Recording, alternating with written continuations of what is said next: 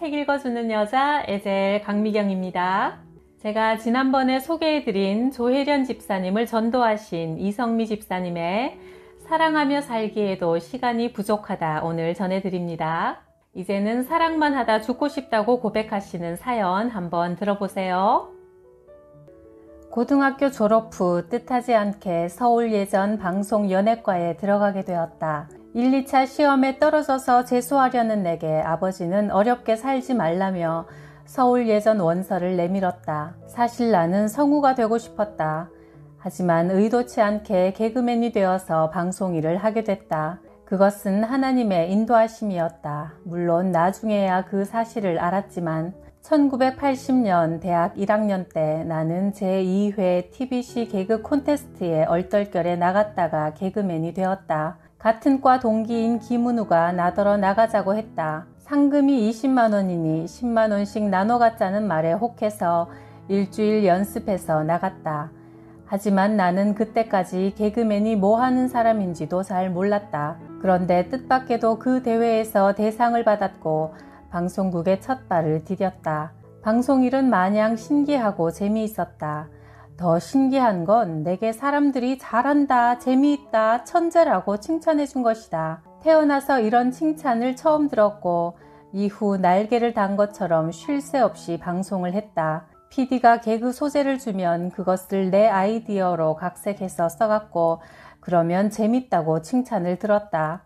넌 타고난 개그우먼이야. 최고가 될 거야. 나는 그게 무슨 소린지 이해하지 못하면서도 일이 주어지면 열심히 했다. 그러다 보니 하루가 다르게 이 방송 저 방송에 불려다녔고 이것저것 얻는 것도 많았다. 뒤돌아볼 겨를 없이 바쁜 나날이었다. 그러던 어느 날부턴가 일이 즐겁지가 않았다. 나를 보고 웃는 사람들이 기분 나빴고 화가 났다.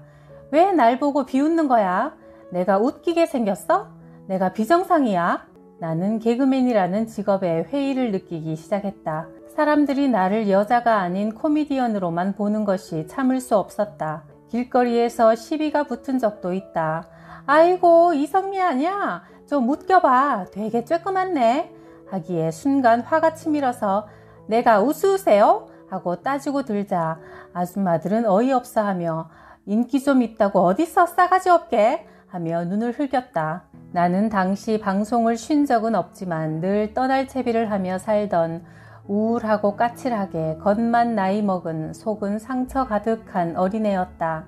바빠지면 바빠질수록 돈을 벌면 벌수록 사는 재미가 없어졌다. 다만 하루빨리 결혼해서 아이를 많이 낳고 살고 싶었다. 나는 일찍 엄마가 돌아가셔서 언제나 무남동녀 혼자였고 새엄마들 손에서 내 편은 아무도 없다고 생각하며 살아서 영원히 내 편이 될 가족을 많이 만들고 싶었다. 사람들이 무심코 하는 말이 상처가 되어 늘 억울했다. 억울하다고 호소하면 그것이 오히려 비수가 되어 내게 돌아왔다. 고통스러웠고 절망스러웠다. 사방이 막힌 골방에 나 혼자 갇힌 것처럼 숨을 쉴 수가 없었다.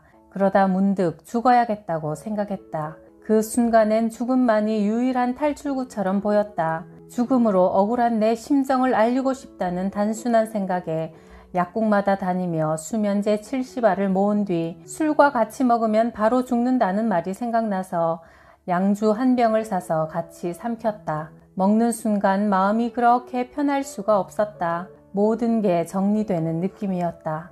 눈꺼풀이 서서히 내려앉았다. 그런데 새엄마가 나를 보더니 미야, 너 약 먹었지? 했다. 뒤따라 나온 아버지가 나를 들쳐업고 병원으로 냅다 뛰셨다. 아버지는 숨이 차게 뛰어가면서도 울면서 미야, 살아만나라, 살기만 해라 제발 하셨다. 아버지가 너무 불쌍했고 미안했다. 병원에 도착하자 의사가 입을 벌리란다. 싫어요! 했더니 안 벌리면 병신돼요! 했다. 나는 얼른 입을 벌렸다. 정신없이 세척을 하기 시작했다.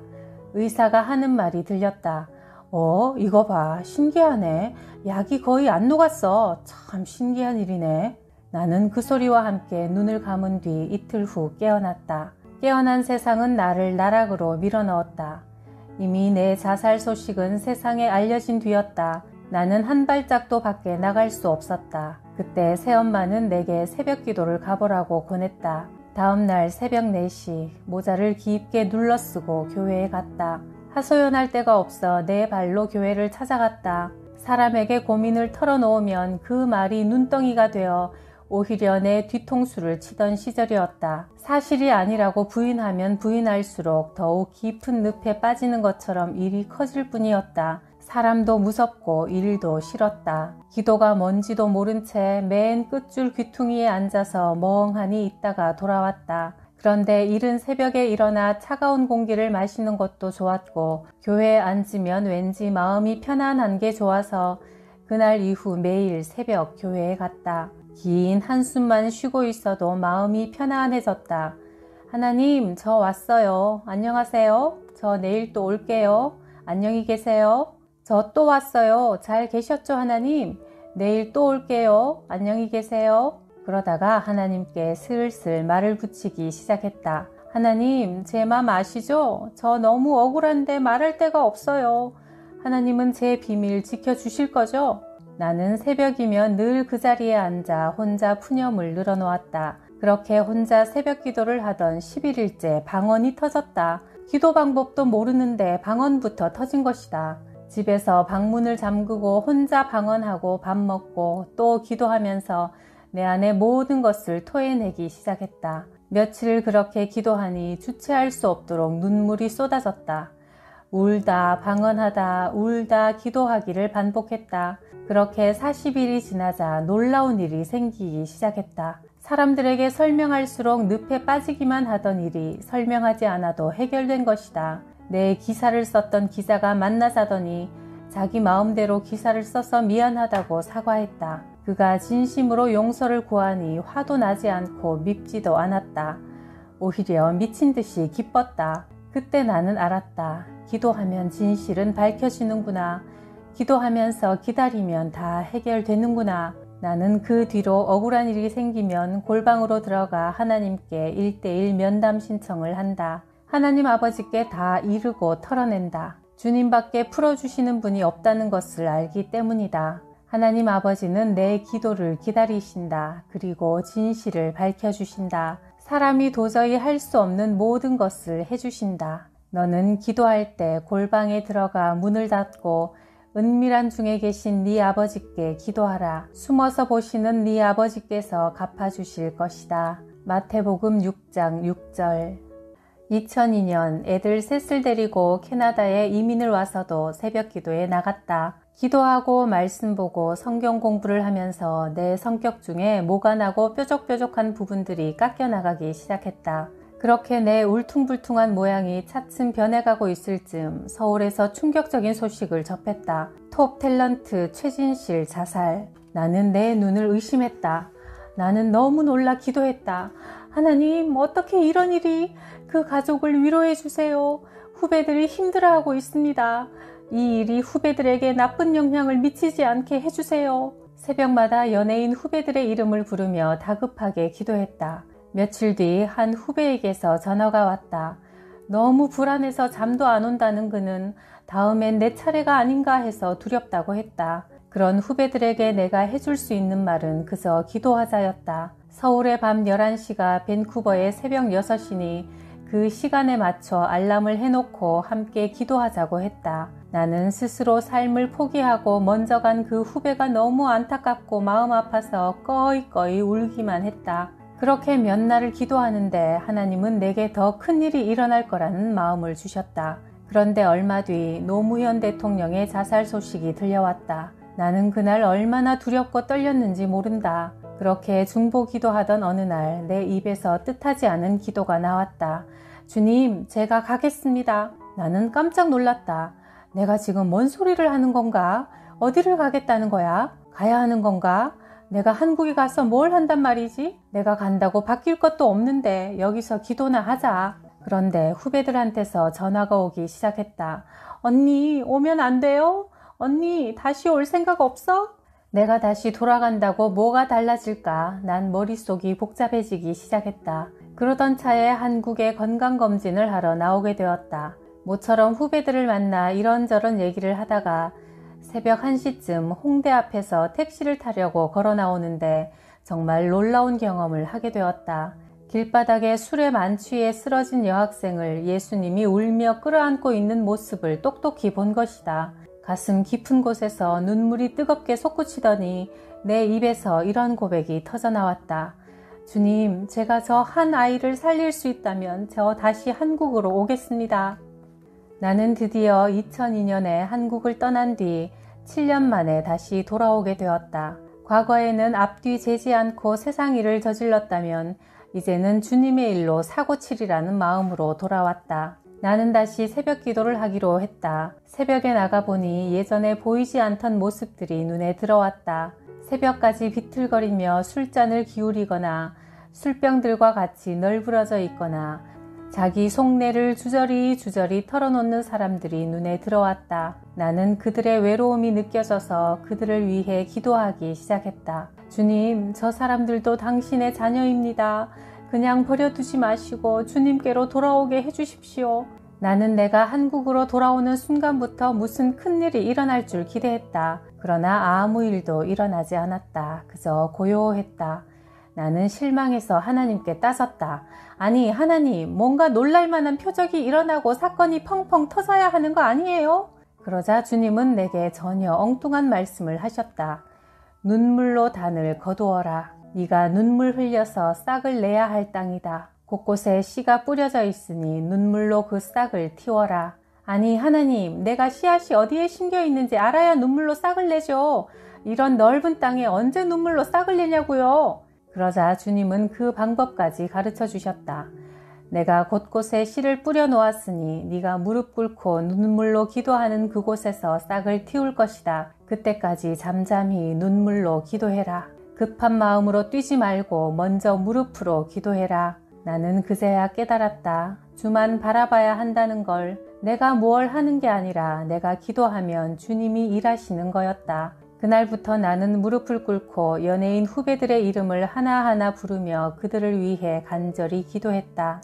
어느 날은 예배를 드리고 나오는데 어쩐지 2% 부족한 기분이었다. 운전하고 집에 가는데도 계속 기도하고 싶은 생각이 들었다. 하나님, 예배를 드리고 나왔는데 뭔가 아쉬워요. 좀 더 기도하고 싶어요. 어떻게 할까요? 그러자 하나님이 나를 웃기셨다. 너 세상에서 놀 때 2차, 3차까지 다녔지 않니? 기도라고 2차가 없겠니? 순간 웃음이 터졌다. 그래서 같이 차를 타고 가던 엄마들과 그럼 모처럼 기도 2차 한번 뛰어볼까? 해서 우리는 그날 예배 2차를 갔다. 하나님은 개그맨인 나를 웃게도 만드시지만 꼼짝 못하게 만드실 때도 있다. 하나님, 저 사람은 도대체 왜 저래요? 왜 저렇게 산대요? 진짜 답답해요. 그러면 이렇게 말씀하셨다. 그러니 널 보는 나는 오죽 답답하겠니? 또 한 번은 아니 하나님, 저 사람은 언제 바뀌겠어요? 하자. 넌 나이 50이 다 되어 사람 됐다. 저 사람도 네 나이 될 때까지 기다려줘라 하셨다. 하루는 기도하는데 뜬금없이 물에 누워서 배영하는 기분이 느껴졌다. 아버지, 이건 뭐예요? 성령의 물에 귀까지 푹 담그고 하늘만 봐라. 그거였다. 하늘만 보고 성령의 강물 안에 있어야 하는 거였다. 나는 이처럼 조금씩 주님의 마음을 알아가는 것이 기쁘다. 그렇게 주님은 철저히 나를 비우는 작업부터 시키셨다. 그런 다음 한 사람 한 사람 만나게 해주셨다. 그리고는 연합하라는 마음을 주셨다. 그 뜻에 따라 연예인 연합 예배를 하기로 했다. 연예인들 중에 예수님을 잘 믿으려 애쓰는 사람들이 많다는 것을 알게 되었다. 하용조 목사님께서 온누리교회 순형호를 쓰라고 하셨다. 찬양을 노을의 강균성에게 부탁했다. 윤복희 권사님이 첫 예배인데 많이 오지 않을 거라며 30개만 의자를 놓자는 걸 나는 혹시 모르니 50개는 놓자고 했다. 그런데 바깥을 보니 거센 바람과 함께 비가 억수같이 퍼붓기 시작했다. 속상하고 화가 나서 주님, 날씨가 이러면 누가 오겠어요? 아니, 하필이면 오늘 이렇게 비바람이 부냐고요. 씩씩거리며 기도했다. 예배 시간은 7시 30분인데 사람들은 6시부터 모여들더니 예배 시간이 되자 100명이 왔고 결국 그날 그 좁은 공간에 120명이 다닥다닥 붙어서 예배를 드렸다. 나는 뒤에 앉아서 엉엉 울었다. 윤복희 권사님의 시작 기도는 우리를 울렸다. 주님, 주님이 우리를 불러 모으셨군요. 우리가 이렇게 모여서 예배를 드리다니 너무너무 감사합니다. 그날 우리의 예배는 새벽 1시 반에 끝났다. 모두 시간이 어떻게 흘러갔는지 모르게 예배에 푹 빠졌다. 김용희 선교사님은 열정을 다해 우리를 십자가의 복음 앞에 다시 서라고 부르짖으셨다. 나는 고백했다. 주님, 주님의 일은 주님이 하십니다. 나는 한 달에 한 번씩 예배를 드리겠다고 선포한 뒤 다음 날 예배를 준비하기 시작했다. 그런데 예배가 시작되자 지난번보다 적은 100명가량이 모였다.